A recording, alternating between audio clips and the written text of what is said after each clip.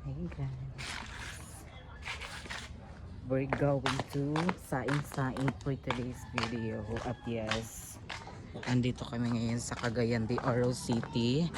Dito kami nag-rent. So ayan, check natin yung ating sinaing kung luto na siya. Yes, meron po. Lah. Thank you. So ayan, may dumating tayong parcel guys. So ayan, we're here.